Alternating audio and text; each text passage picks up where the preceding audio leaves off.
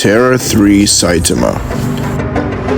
In the world of One Punch Man, Saitama is the strongest, being able to overpower Boros, who can create a collapsing style roaring cannon that can destroy an entire planet's surface, and was even able to kick Saitama to the moon at relativistic speeds. As the story progresses, Saitama shows us his true power, as he's able to fight and ultimately defeat Cosmic Fear Mode Garo, who would absorb the power of God, and together with Saitama can produce a multi-solar system level feat. And they are even able to move at faster than light speeds, and even momentarily Saitama is able to fart at massively faster than light speeds. But even with a full powered serious punch along with Garo, they only produce enough energy to destroy all of the stars, with the blast even being concentrated into a single point and redirected by blasting to other people, which means Saitama would only scale to a portion of this feat on his own. But even granting Saitama all of these feats, he still gets put on a t-shirt by Goku. If you watched my previous video where I scaled Dragon Ball Z Goku, I got even Kid Goku to star level in FTL, with Goku from the Saiyan Saga far eclipsing this level of strength as he reaches large star level to solar system level and massively faster than light plus speeds, which is already enough to tussle with Saitama, but anything after the Saiyan Saga and Saitama gets absolutely destroyed. With even people like Namek Saga Frieza having universal plus feats, and even being able to produce a solar system level feat in base form with a single finger.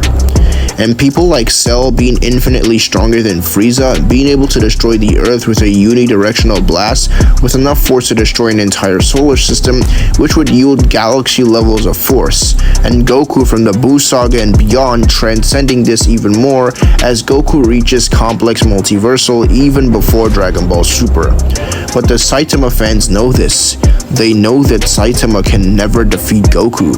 They know that the feats are just not there. So what can an entire fanbase do to properly cope?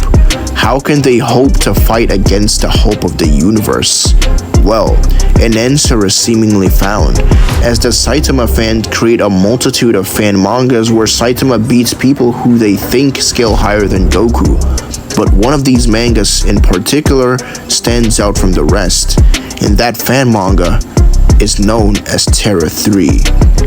With the previous iterations of this Saitama being able to defeat a god who transcends space and time, with this version of Saitama being severely downgraded in speed as they hype up the fact that he reached the speed of light, with characters in the Android Saga being extreme overkill as they reach immeasurable speeds, meaning that Saitama would get absolutely destroyed by the Android Saga, even granting him the feats from Terra 2.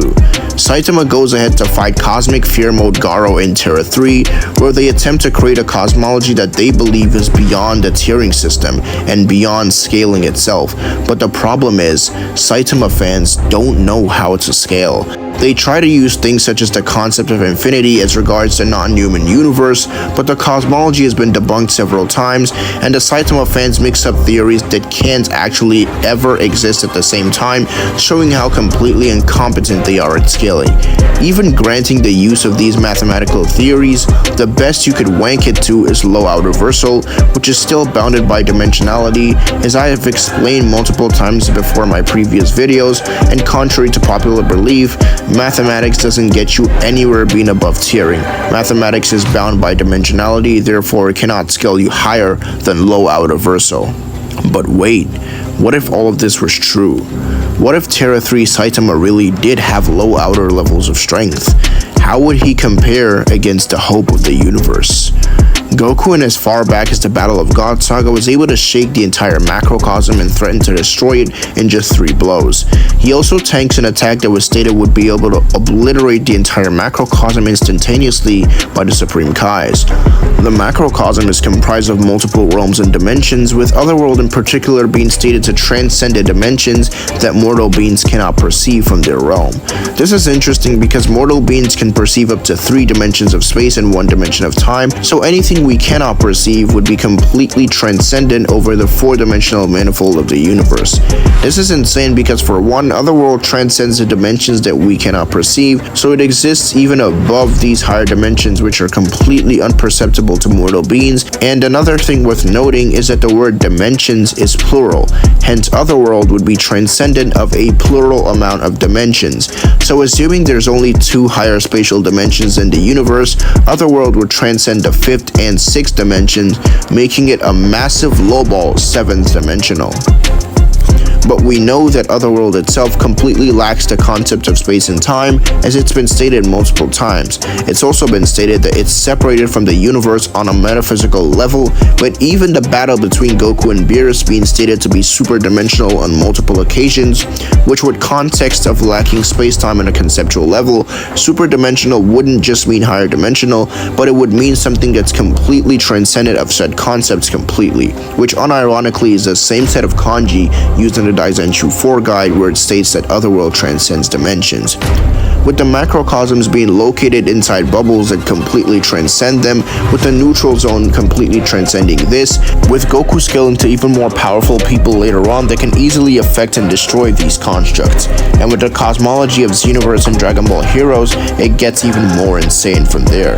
Goku would scale to bare minimum several layers into Outerversal with irrelevant speed, which not only slaps up Terra 3 Saitama, but solos the entire verse with no limbs, no eyes, and the inability to sense ki.